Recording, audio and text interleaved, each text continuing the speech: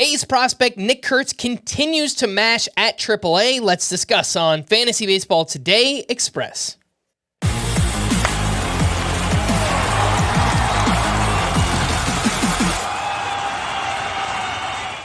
Welcome into FBT Express on Thursday. That's not true. Saturday, April 12th. We are recording this on Thursday night. I am Frank Stampfl, joined by Scott White. And let's take a look at 5 prospects most worth stashing in fantasy right now. Zebby Matthews of the Twins, Nick Kurtz of the Athletics, Bubba Chandler of the Pirates, Roman Anthony of the Red Sox, and Dalton Rushing of the Dodgers. Now, by the time you're listening to this, Zebby Matthews might already be promoted. We know that David Festa started on Friday, but there's talks that they could go with a 6-man rotation with the Twins. Nick Kurtz, as I mentioned up top, continues to destroy AAA pitching, but how does he factor into that Athletics mix? And Bubba Chandler looks like he might be on the Paul Skenes schedule from last year, Scott. What do you have on those 3? So, Zebby Matthews seemed like the obvious choice to replace Pablo Lopez, and there's been a wrinkle thrown in here because the Twins have 12 consecutive days with a game. They decided to promote Festa early instead of just waiting for Lopez's turn and inserting Matthews, push every starter back. Maybe they'll still insert Matthews, maybe not. It won't be long whether it happens this week or not. So Matthews has moved to the top of the prospects to stash, even though it doesn't technically meet my definition of prospect because he exhausted his rookie eligibility last year. We'll leave that out. He's looked great in the minors. Most recent start, he struck out 9.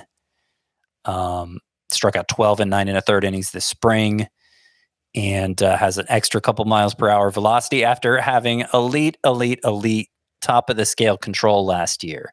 And that doesn't seem to have suffered. He's still throwing strikes at a tremendous rate. Zebby Matthews, I'm excited for when he eventually joins the Twins rotation. You asked about Nick Kurtz, correct? Nick Kurtz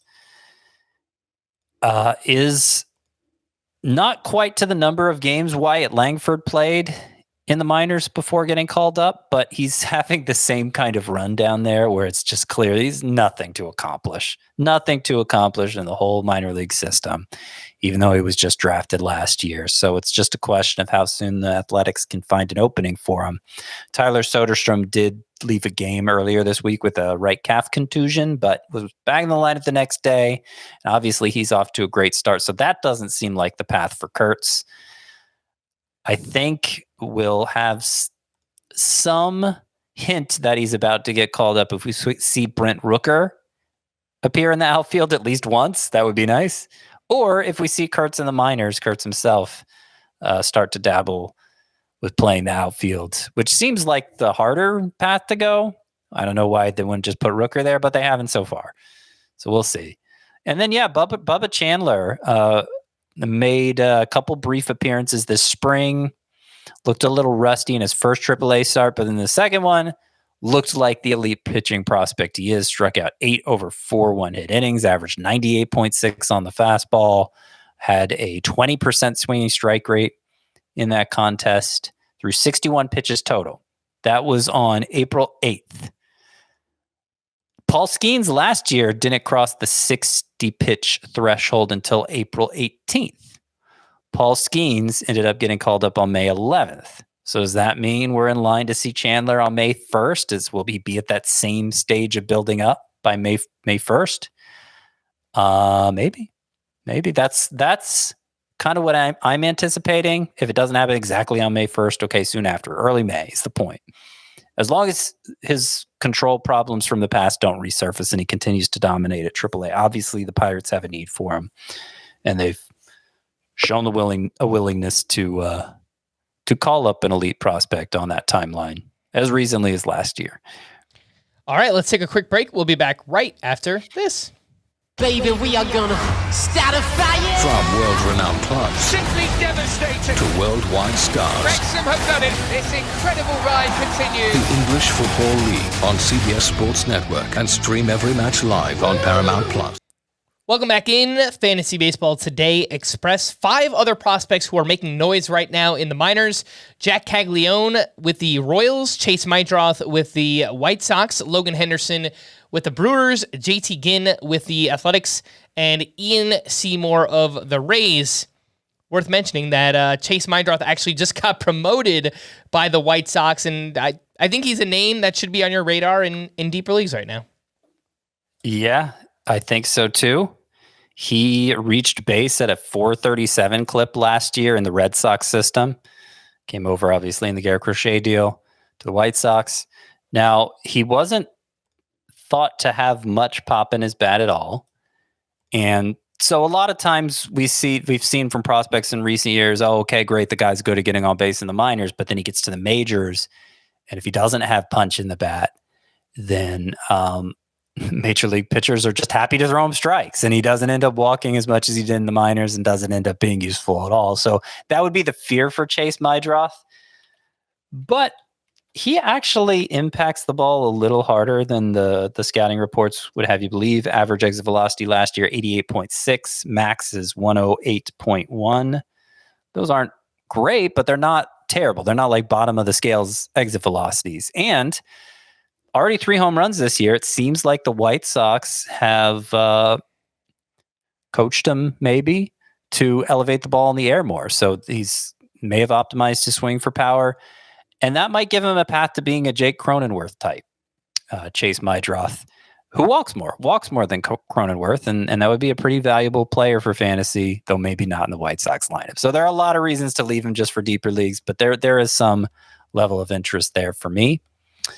Jac Caglianone, let's talk about him for a minute. Obviously, if you're watching this, you're familiar with him. He was a top draft pick last year. Hits the ball insanely hard. I think I saw just Thursday he hit a ball 120.9 miles per hour. That's right. Only 5 players in StatCast history have hit a ball that hard. Major leaguers included, right? Yeah. Are they only talking about major leaguers there? Yeah, I mean, this is the sort of player who is going to come up and break StatCast records. He is that good at impacting the baseball. And usually players who are that good at impacting the baseball, who hit it that hard, they struggle with strikeouts. That's not Caglianone's problem. If anything, he is too good at making contact on everything, so he swings at bad pitches. But I mean, that hasn't been what we've seen from him so far. He's just mashing everything. He hit 115 mile per hour home runs this spring. It's continued into the regular season. He's at Double-A, and they don't really have an avenue for him. But he's going to force the issue this year, I think, as long as he stays healthy. And they'll figure out what to do with Vinny Pasquantino at that point. They could probably start both. It would just mean less Salvador Perez at DH. I did want to mention a couple others here. 2 of the pitchers, Logan Henderson for the Brewers and JT Ginn for the Athletics, because there's a good chance both will be making starts for the major league club sooner than later. We did see some of Ginn last year for the Athletics. Great ground ball guy, but not a lot of strikeouts. He looks different this year, like throwing harder, missing a lot more bats, 11 strikeout effort for his AAA debut this year, and then followed it up with an 8 strikeout effort. He never had a start with as many as 11 strikeouts before, and only twice did he reach 8 strikeouts last season. So 2 starts in, he's already looking like a different kind of pitcher in terms of missed bats, while still having an elite ground ball rate. So there may be something to see here with JT Ginn, if the swing and miss translates to the majors. And Logan Henderson, guy who had a great strikeout to walk ratio in the minors last year, and in his most recent start at AAA, he had, I believe it was, oh gosh, where'd the number go? 5 no-hit innings with 8 strikeouts for Logan Henderson. So he's not like a big, well-known prospect like Jacob Misiorowski is, but he may be closer to making an impact at the majors, and the Brewers need rotation help. He has a great changeup. Seems to have filled out his arsenal with the cutter this year. There may be something to see. Like, I could see Logan Henderson being the sort of pitching prospect who flies under the radar, just performs well, but doesn't get a lot of attention. And then he comes up to the majors and he keeps performing well. So that's a name to put on your radar, Logan Henderson. And if you want to read about all these players, you could do that in Scott's Prospect Report, which is live on the website, cbssports.com/fantasy/baseball. For more extensive fantasy baseball coverage, listen to our full-length podcast, Fantasy Baseball Today, on Spotify, Apple Podcasts, or anywhere else podcasts are found. Thanks for listening to Fantasy Baseball Today Express, and we will be back again next week. Bye-bye.